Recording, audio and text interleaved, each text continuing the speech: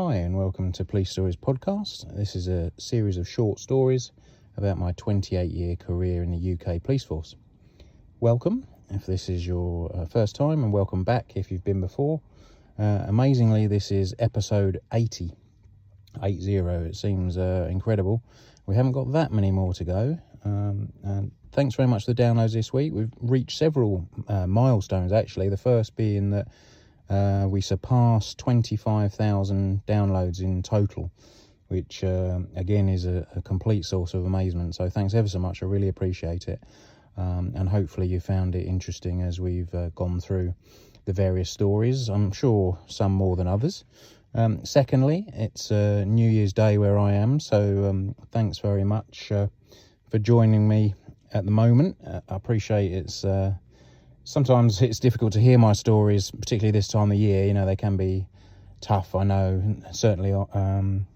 So I do appreciate you continuing to come back if this isn't your first time. I'm in the motorhome again. We're still in Portugal. I was in Lisbon last night for New Year's Eve. It was excellent. I thoroughly recommend it. But the one thing of being in the motorhome out and about like this is sometimes it's a little bit difficult to control the background noise, so I hope you won't have too many issues for sure. So we'll get on with this week then. If you remember, I'm still in Police Scotland, and I'm back on response, on patrol, on the uniform patrol, dealing with everything and anything that comes in. We've talked about this several times, and we'll see how it goes for time, but we might cover a couple of stories tonight. But the first one we're going to deal with might then tie into a second one, depending on the time. So this first one was a bit of a manhunt. Now it sounds all very dramatic, and equally it could have been a woman hunt, but it just happened to have been a manhunt. There was a guy that we were looking for. He was very well known to us locally, extremely violent, not only to pretty much everyone he met, whether they were female or the guy in the pub or whoever it was. Been to prison a number of times for violence and serious violence against people. He was a scaffolder, so he wasn't like a huge build, but he was very, very strong, very fit, very sort of wiry guy. And for sure, throughout my career with the various sort of roll-arounds I've had with people, the smaller sort of wiry guys are the ones that always cause me most problems. I've had some roll-arounds with some absolute monsters. One comes to mind who was, I think he was 6'8" or something. He was like the local rugby prop, and he was like 20 stone. He was ginormous, and it took about 6 of us to get him in the van. But the thing was, I think when you have these roll-arounds with the big guys, you're kind of half expecting it, to be bad. It's the ones that surprise you, that perhaps you've just gone to with two of you because you think he's not a big guy, I can handle this, it'll be fine, and then you get a nasty shock. And of course, they can be drug fueled as well. If you remember a few episodes back, we talked about the first night that I worked in Scotland. I had their roll around with a really small built guy, but he'd taken a lot of cocaine, so it was incredibly strong. And the strength that someone like that possesses, on drugs is very surprising. Yeah. So this guy had a lot of background to him.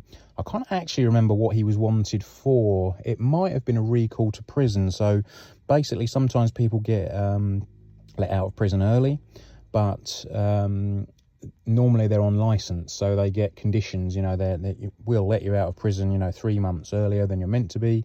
But you must, not get arrested or do this or do that or whatever it is, commit further offences. They can put in various sort of things.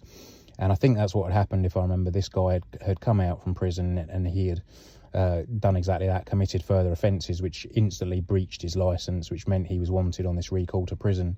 Now, of course, generally they let you know, the prison, that is the case, so that puts us on the back foot immediately. So he knew that he was wanted by police. So some of these people don't care, and in fact will actively sort of almost flaunt it in your face and be seen out and about in the town, in the pubs, and knowing that they're going to be lifted, and they want to make a scene and they want the drama. But the slightly more sensible ones, keep their heads down basically. And that's what this guy had done. He'd very much gone to ground. So it was a question of putting in the legwork and basically trolling around the various addresses and locations we had for him. And it's a question of, sometimes you have, they used to be called informants, or now they're called CHISs, which is like covert human intelligence source. We would actually go to our sort of official informants and say, we're looking for so-and-so, any ideas, and they said, well, I'm not sure, but I'll ask around, or I'm in the pub tonight, I'll have a speak with a couple of my friends, see if I can figure out where he might be, or whose address he's at, or invariably, he's started a new relationship with a new girlfriend, and she lives up at so-and-so address, so he might be there, so you can start to put these things together and track them down. Now, if they're claiming benefits, for example, that's quite useful as well. Or sometimes you even get a heads up that they've got perhaps a doctor's appointment or something like that. Because the thing with claiming benefits is quite often you have to attend the job centre every couple of weeks or so and sign on. Now, if we know that's going to happen, we would have our people sat in the job centre waiting for them. And the moment they've signed on and then left the premises, we'll pounce on them, and sometimes quite literally, and arrest them. So there's various ways we can get round that for sure. And the old-fashioned way is basically the addresses you've got for them, whether that's old girlfriends, drinking friends, whoever it is, you'll start heading round those addresses. Now, a lot of the time, you're sort of 90% sure they're not at those addresses. But what that does is has a knock-on effect, and it's a pretty unpopular tactic. But at the end of the day, to a degree, I don't care, because I'm trying to get this person back in custody. So what would happen is I would go to, his mum's address, his dad's address, his sister's address, his brother's address, his ex-girlfriend's address, everyone. I would be going to everyone he knew's address. And invariably, they'd be telling me, I don't know where he is. I haven't seen him for a year or two. He doesn't keep in contact. He's nothing to do with me anymore. Don't come back again. But I'd be telling them at the door as well, okay, thanks very much. I'll be back in the next few days because I need to see if that's changed. And they'll tell you, well, don't bother coming back, because I'm telling you now, nothing will change. He's not coming up here. And say, okay, I will be back. And I would be back, and basically it's not harassment, but certainly it's legitimate inquiries. But what then normally happens is that has an effect, because I guarantee all these people that are telling me, we don't speak anymore and what have you, they'll have his contact details. And when you've been up there for the 5th time that week trying to trace him, and they've told you, go away, he's not here, they're getting fed up with it. You're disturbing their dinner, you're making, their life uncomfortable. And to a degree, that's what I want, because I want them to ring this guy and say, look, you want to hand yourself in, because I'm absolutely fed up with the cops coming to my door, once a day looking for you. I keep telling them you're not here, they won't listen, they keep coming back. And likewise, the same for, family members. If the family members are getting on to them saying, look, just hand yourself in and get this done, because I don't want to keep getting bothered. It's embarrassing for me. My neighbours are talking. Why are the police always at your door? So actually, the friends and family will do our job for us, and that generally works quite well. We've had, for this particular guy, we had a couple of near misses. We had a couple of phone calls saying, I think he's at this address. And of course, we'd go up there and people say, you've missed him by 10 minutes, and we're trying to establish what car he's driving, is he working, where's he drinking, all these various inquiries. So we'd had a couple of near misses. And then finally, and the other thing was, we'd always talked about previous episodes, resources. Knowing the background of this guy and just how violent he was, we didn't want to send, 2 of our smallest cops by themselves with no possible backup, to an address if we really thought he was there. Because if they came across him and we knew he was a fighter, and pretty handy to say the least, then he was going, they were going to have problems. So it's all about common sense. We would go looking for him seriously at handovers when we had 2 teams on. So there might be 8 cops available, and then, a couple of sergeants. So there could be 10 of you, not all going to the same address, but at least available should we track him down and locate him. And finally, that's pretty much what happened. So there was a hotel, quite a large hotel that was on the seafront in this town I worked in. In its day, was a fantastic building, really, really nice building. But unfortunately, it had fallen on hard times, like a lot of sort of hotels. Had been bought by somebody and they were slowly doing it up, but it was a mega task. And this place, I dread to think the money you'd have to pour into it to bring it back up to the standard. It was in a prime position. And unfortunately, during COVID, and of course we talked about COVID last week, then what had happened was he'd really fallen on hard times, because you can imagine now the few guests that you were getting have completely stopped overnight. Now, we know that there was, certainly in the UK, there was payouts for businesses, and some people benefited from that. But the one way the owner of this hotel found to make money was to offer himself up as emergency accommodation to the local authority, to the councils, so that when they needed to house someone that perhaps had come out of prison or had become homeless for any number of reasons, they would contact him and say, have you got a room for whoever? Now, this was a big hotel. I don't know how many rooms for sure, but I would imagine probably 50 rooms, so he could take a lot of people, and that's what he did. And I don't blame him, for taking the money to keep himself afloat, of course. I totally get it from a business and survival point of view. The issue was, unfortunately, because he now had a hotel full of I wouldn't say undesirables, but people that have various issues. Unfortunately, what goes along with those people quite often is drink and drug and relationship and domestic type problems. So we were getting a lot of calls to this particular hotel. And sure enough, the call came in from the owner saying that this particular guy we were looking for, he named him, said that he was basically smashing the hotel up. Which was all we needed to obviously get down there. Now, it's not far from the Nick. It was only about maybe 5 minutes blue light run from the Nick, something like that. And we had 2 cars immediately available. Now, I was crewed up with my normal neighbour, excellent, very experienced cop. And then in the prison van was 2 much younger in service cops, still very good people for sure, but they didn't have a lot of experience between them, maybe only 2 or 3 years each, something like that. Very competent, but I also knew that they'd never come across anyone, really violent at this point, and that's definitely a factor. Now, obviously, you don't get that experience unless you get out and get stuck in. It wasn't their fault at all, but I also, so I wasn't 100% sure just how much sort of backup they would be able to offer. I was pretty confident in both of them, and certainly my neighbour that I was working with, I knew for a fact, that she was very reliable and going to get stuck in, because we had been involved in this sort of thing before. So we blatted down to this address. The van was slightly ahead of us.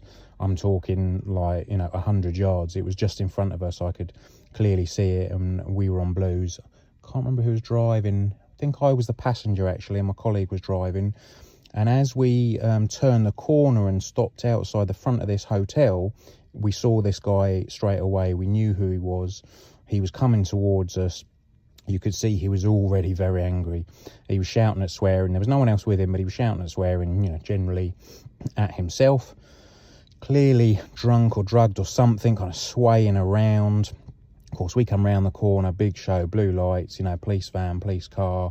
And that was all he needed, to really get wound up. So we came to a stop. Now, the prison van stopped closer to him than we did. And that put one of my younger colleagues, female colleagues, passenger door almost right by him. And I was really concerned she was going to open the door straight onto him and be attacked immediately, before anyone could even get out of a vehicle to help her. She's a very competent officer, and she didn't do that. Sensibly, she just held off. Those 5 seconds is all it took for us to pull up behind her, because then I was able to step out of the passenger seat and shout at him straight away, and that then got his attention. And he was about maybe 20 or 30 yards away from me, something like that. But as soon as he saw us, and particularly me, step out, he turned to us quite deliberately. It was quite cold from what I remember. I do remember it was absolutely pouring with rain, and he had some gloves on and long sleeve top, I think, or a jacket, both of which he took off his he left his gloves on, I think, but he took his jacket off and his shirt, so he's now topless effectively. He's bare chested, and that can only mean one thing. If someone's doing that, they're basically lining up for a fight. He was giving off all the signals. Now, we talked in several episodes before about impact factors, Really important when it comes to deciding what level of force you're going to use, and also when they call it tactical writing, when you're actually writing your statement that's going to go to court about what happened. So, if we look at these factors, and we've discussed them before, physically he wasn't a big guy, but the real red flags here, the things we knew, was that, very, very violent, lots of violent history. Straight away I could see that he was drunk or drugged. He was swaying about, and the way he was shouting and sort of slurring, he was on something for sure. So we've now got a very violent male who has taken some substance, be it alcohol or drugs. He's taken his top off, so he's gone bare-chested, and bearing in mind it's the winter and it's pouring down. He hasn't done that because he's hot. He's done that because he's getting ready to fight. And he immediately turned to me, and I could see that he was clenching and unclenching his fists. So there's all these, massive sort of red flags. And while he was shouting and swearing at me, and I'm talking through this with you now, but this all happened in, 5 seconds. But this is the information you have to pick up. And he's literally snarling at me with his teeth bared. Again, all classics when it comes to writing your statements, and also gives us a really good idea of, the level that he's at and where he's going to go from here. So as I stepped out of the car, I had my Parva, my pepper spray. I drew it straight away because, again, we've talked about before, old school, 25 years ago when I joined the police, the only option here was fisticuffs. It would be a nigh on, it wouldn't be a one-on-one fight, but it would be, bare knuckles fight, effectively. That's what it came down to. Of course, now we've got all these tools. We've got batons, we've got Parva, we've got taser. Some of us have, depending on where you work and what you're deployed as. So they're all factors as well. Now, I have used my baton on 2 or 3 occasions. I've never actually found it that good. And to be honest with you, if you saw them, the telescopic steel baton, you'd imagine them to be very, very effective. But for whatever reason, they're not. Maybe I just wasn't hitting hard enough, I don't know. But 2 or 3 times I've full power hit someone on the thigh with them, expecting them to drop neatly into a folded, crumpled heap like we see on the telly. and they basically just bounced off them, and they've stood there and kind of looked at me, which doesn't fill you with confidence. So to be honest with you, my go-to would always be the incapacitant spray, which for Police Scotland was Parva. For other forces it can be CS. I've used them both, and they both have their good and bad points. But coming back to the story, so I'd drawn my Parva, my pepper spray, and I'd assumed the position, and he'd started walking towards me. Now, rightly, my young female colleague had stepped out of the van now, out of her passenger door, and because his attention was focused on me, she had gone round behind him, because what you want to do is you want to split the target for him. You don't want to all line up in his field of vision, because what you're doing is inviting, yourselves to be attacked. If one can stand, behind his left shoulder, one could stand behind his right shoulder, and then one was, in front of him off to the left and one's off to the right, he's now got 4 targets, and it really helps. And whoever he goes for, the other 3 can then get stuck in. But unfortunately, what she'd done was step directly in between or in line with him and me, so that I knew as I brought my Parva up to fire it, my spray, she was basically just behind his head and only, a metre behind him. So having had previous experience of this, I knew that basically I was going to hit her in the face as much as I was going to get him. So that's a big problem. Now, luckily, because of the firearms training I've done, blue on blue, as I've just described, i.e. where, cops shoot each other, and obviously it's also happened in wartime as well, where, 2 friendly forces fire upon each other, not realising a blue on blue situation. So you have to be very careful with it, but in the firearms it's particularly important. So I did loads and loads, literally years of training, where it was constantly battered into us about, you never ever line up with a colleague the opposite side of a bad guy or girl. You always step off to one side, so that should I have to shoot and engage, a threat, then obviously my colleague isn't standing directly in line with them, because the bullet may pass through them and hit my colleague, or I could miss and it could hit my colleague. And this was exactly the same scenario, because certainly, unfortunately, both in the Met and in my first force down south, I've had the scenario where a cop has got quite excitable, and has basically let everyone nearby have it in terms of the incapacitant spray. So we've all had a bit. You also get a certain amount of splashback if you're very close. It's quite a powerful spray. If it hits someone in the face and bounces back, especially if there's a decent breeze blowing, you might find that half of the cops there also get a really good spray in the face of Parva. And it's happened to me on probably 3 occasions, so I'm very aware of it. And let me tell you, it is really, really unpleasant. If it's CS, particularly, you're just going to have snot and tears and sometimes blood, pouring out of noses and eyes. It's stinging like crazy. It's really painful and unpleasant. So you do not want any of that. CS is, in my opinion, much worse. Parva can be a bit more controlled and even sprayed in small areas like a police car or a cell, and kind of, half an hour later, that car or cell can be used again. CS is an absolute nightmare. If you sprayed it in a cell, which I've never known happen because of these issues, that cell will be out of commission for like 24 hours because it's horrible. It's really horrible stuff. Anyway, there's another tangent for you. Back to the story. So I shouted to my colleague, who was directly in line, to step to one side, and thankfully, rather than kind of standing there looking quizzical and saying, "What do you mean?" She got it immediately and stepped to one side. And at the same time, now you have about a 10-second burst, 10 seconds worth of spray in your pepper spray, and you're meant to give 1 to 2 seconds. And I gave him probably a decent sort of 2-second spray directly in his face, literally. It's like a water pistol, effectively, in the eyes, in the nose, in the face. Now, with CS, the target area is the chest, because all the nasty chemicals rise up into the face. But with Parva, it's full-on spraying in the face, the eyes, the nose. And I have to say, I got him an absolute treat. It really got him hard. And at which point, by now, he'd raised his fist to me and told me that he was basically going to kill me, but not quite so politely. And so there was absolutely no doubt or justification needed, or more justification needed for this scenario. So yeah, decent spray in his face, and it immediately reacted, because unfortunately there is a tiny percent of the population, I think it's about 1%, that it has no effect on. You can spray them till the cows come home, no effect whatsoever. Now that must be quite terrifying, because if you got to that point and that's what you're really relying on, it doesn't work, then you've got a real problem on your hands, and you're going to have to go old school fisticuffs again.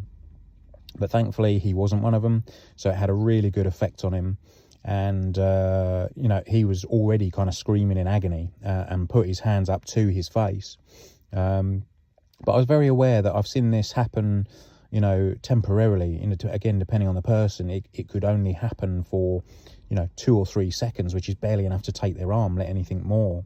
So this was a time, and this again comes back to my firearms training, for sort of fast, aggressive action on my part, on the police's part.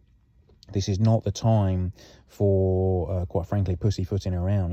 You really need to get stuck into these people, because the moment that they're secured and contained and cuffed, everything can calm down and everyone can, sort of gather themselves and relax a bit, and then we can look at aftercare. But until those cuffs are on and that person's secure, he's a very, very dangerous individual.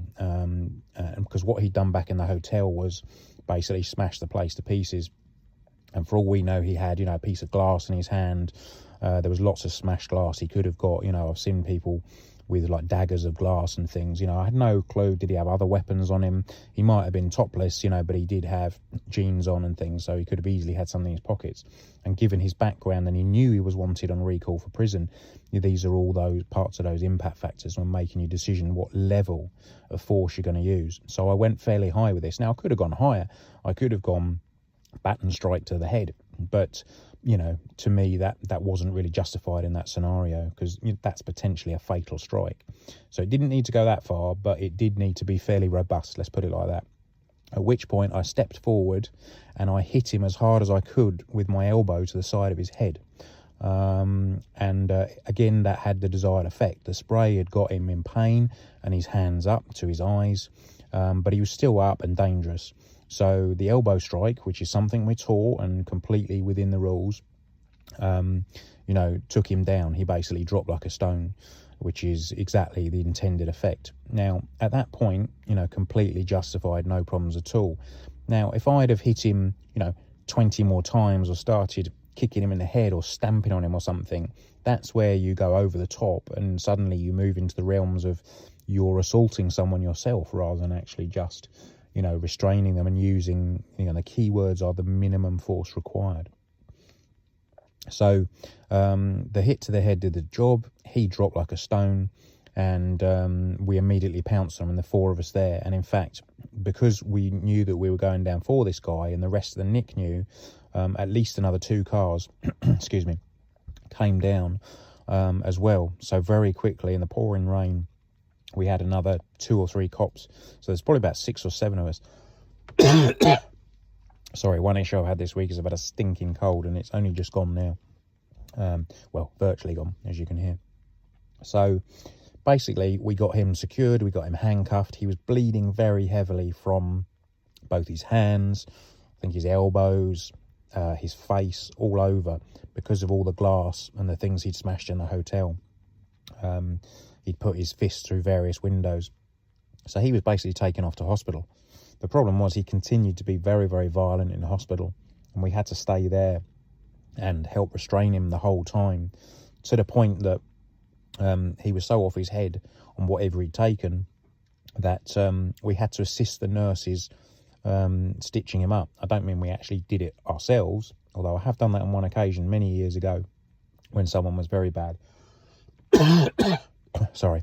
But we basically had to pin him down and secure his wrist and hold it flat while one of the nurses put, I think it was about 10 or 15 stitches in the sort of palm of his hand, the base of his thumb. He had a really deep laceration there that was pumping blood everywhere, all over the hospital. So he continued to be violent for the whole time. And, yeah, real nasty piece of work, basically. But we were very glad to get him in custody, firstly, and secondly, to do that without any officers being injured. And I still say that some of that is down to how we dealt with him, how robustly we dealt with him. Because if you'd have gone there, I guarantee if you'd have gone there and said, oh, would you mind awfully just, calming down, we're going to have to arrest you, I'm really sorry, and all that, he would have attacked you. He would have attacked all of you, and you'd have probably had, 4 injured cops. I'm sure you'd have got control of it eventually, but there's just no need for that. We're given powers, we're given tools like Parva for a reason, so use them. That's always been my thoughts anyway. So, yes, I think it was dealt with fairly well. He would probably disagree with you, but ho-hum. And off he went to prison. And of course, then the merry-go-round continues that a couple of years later, he's back out. The same thing happens, yada, yada. Unfortunately, that's just how it goes. But that's the police for you. As I've always said many times before, if you can't deal with that sort of stuff, then it's not the job for you. Okay, thanks very much for listening. Hope you enjoyed that. A little bit shorter today. We'll continue on. In actual fact, that incident possibly had something to do with what will happen in the next episode. So I'll leave you hanging on that to see what you think about that one. Okay, take it easy. Have a good week. Cheers. Bye.